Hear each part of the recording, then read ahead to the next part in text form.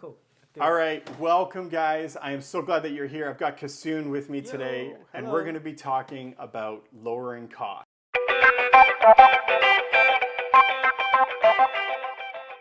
All right, let's do it. All right. Hey, you got to turn up the energy. Okay, that's good. All right, awesome. So when you think of like lowering costs, what does that look like for you? And the one example that you gave in a previous episode was you were talking about marketplace, Facebook Marketplace in particular. Yeah. So are there any fees with using Facebook Marketplace when you're like buying and selling stuff on there? And the reason why I'm asking you this question and why I'm asking Marketplace is because if you think about it, going on Facebook Marketplace in a lot of ways can be quite similar to investing because you're buying and selling. It's essentially the same kinds of principles at play. Yeah. But I don't think there are any fees necessarily with Facebook Marketplace. No, but when I go to like an auction site or something, then you will have to pay a premium.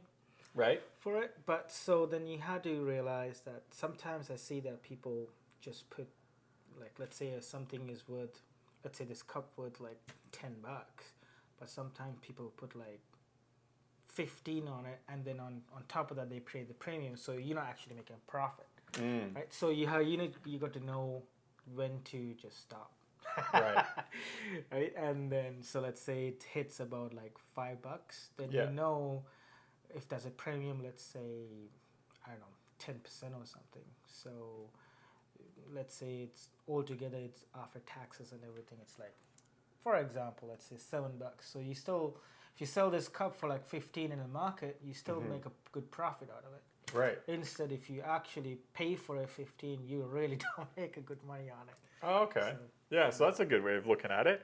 And then when it comes to, say, like investments, like say going on like the stock market and stuff like that, what are your thoughts on like lowering costs? Like what are some things that you would look to try to do to avoid different costs? Like what are some just common principles that you would have? Because like when you're talking about, like Facebook Marketplace, and keep in mind a lot of the viewers here, a lot of people watching aren't actually aware of how everything works in the investment field. So just keeping that in mind, when you're talking about something like Facebook Marketplace, and then you're talking about investments,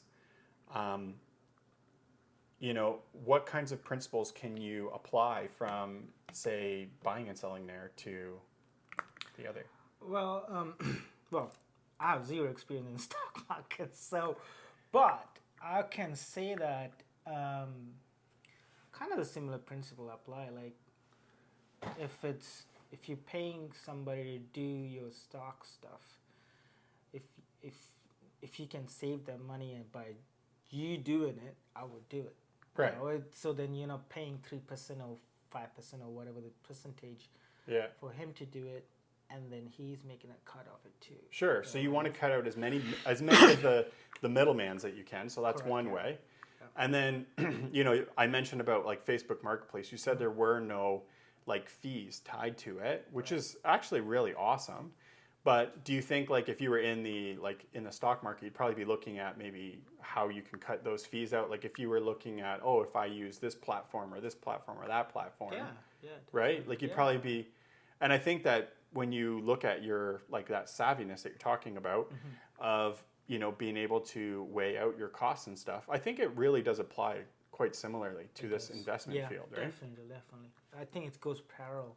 Yeah. Even though I don't have any experience with stock market or anything, but I can see that. Well, the numbers, right? It just adds up afterwards. Exactly. And for those of you that are also watching online, like and you mentioned about paying a fee, and usually fees that people would commonly pay for those types of things of having investments managed is usually about 1 to 3% of their investment. Okay.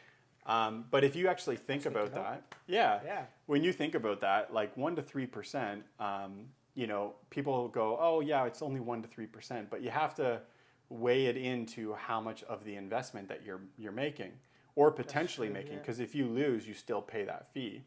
So if you think about it, if you have an investment that generates, say, 6% that somebody is mentioning to you, and they're taking a 1% or a 2% fee, or say a 3% fee, that's a large percentage of the actual profit, true. Right? Yeah. So you're taking, let's say that 5%, and they're taking that 1%, right? You're it seems like 20%. Very small chunk, but in a bigger scale, it's a lot of money. Yes, right. Yeah. And it's the same thing like what you're saying, like when you're talking about like, at the auction place, right? Mm-hmm. They're going to take like that 20%, that 30% haircut. Yeah. And people probably that are watching this are like, yeah, that's a lot of money. But when they think about investments and they say, oh, I'm only going to take 1% or 2%, they're not understanding that the profit that they're making is like 5 or 6%. So they're actually still paying that same percentage of a fee. Definitely. On the total amount that was made in the account. So it is really interesting to think about. But and then the other part that I wanted to just kind of tie in is just how that affects in regards to compounding. Because for those that are watching, if you have an investment and that investment is reinvested back into itself over and over, which is a lot of the things that we do with our investments, that, by lowering those percentage points, you're causing less of that snowball effect to take place. Think of it like when you're going to make a snowman. It's snowman. Snowman, right. Yeah. Like rolling a ball. It's like, if it goes to snow outside, right, and there's only like 3 inches of snow out there, you might go, okay, that's not bad. But if there's like 10 inches of snow on the ground, and you go to like make a snowman, Make a big guy. You can make a big one, right? Yeah. And so I think it's the same sort of principle, right? Like when you're looking at investments and really trying to like just lower those costs. Like how do you cut out the middleman as much as possible? Again, keep in mind there is value in having professionals, right? Definitely. Like I'm not opposed to people, and we don't give financial advice here at Good Fruit Investors. Like we're just here for informational purposes only. But just being able to cut out as much of a middleman, whatever that looks like. Keep in mind there are times when you do need to seek out that professional advice. Definitely, yeah. And then lowering as many cost factors as you can, like using the cheapest forms of platforms, I think is the best thing to do, right? Yeah, to add to that, I think when you said that, there's nothing wrong with having a financial advisor. That's right. Something, right? Like, yeah. If you don't know nothing about it, get help. But if you can educate yourself, like with anything, right? If you can get educated with yourself, just get education, and then you can lean off from it. That's right. Thing, right? Yeah. Yeah. And it's like with like Good Fruit Investors, like it's just information. We provide that education. Yeah. I mean, you can do whatever you want with it. I mean, like if people want to go to, participate with a financial advisor, that is a healthy thing.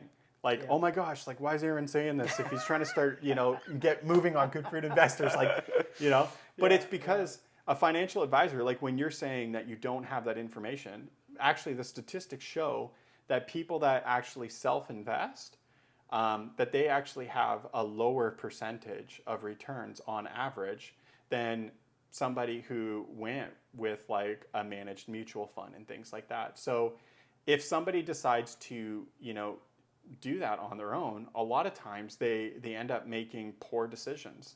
And the other thing that's really interesting is people that trade more frequently in their accounts, they actually had even poorer performance on average.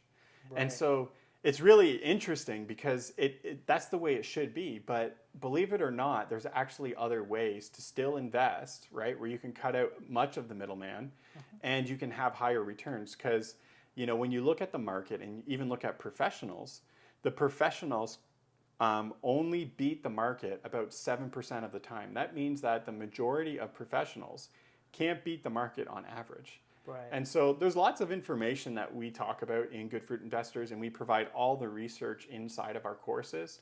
So if somebody is interested in, participating in the courses that we do have a free one, the 10 Pillars of Investing, and we also do have a course that's coming up this September, and it's really a foundational information about investing. So if you're trying to just understand how the industry works, find some research for the passive investor, somebody who is doing it independently, and just trying to figure out how to have your highest returns possible. We just go into data. we dig into all of it, and we just look at what kinds of things are out there so that you can make the best decision that is possible for you. Perfect. Let's do it. Yeah. Waiting for September. All right. All right. Awesome.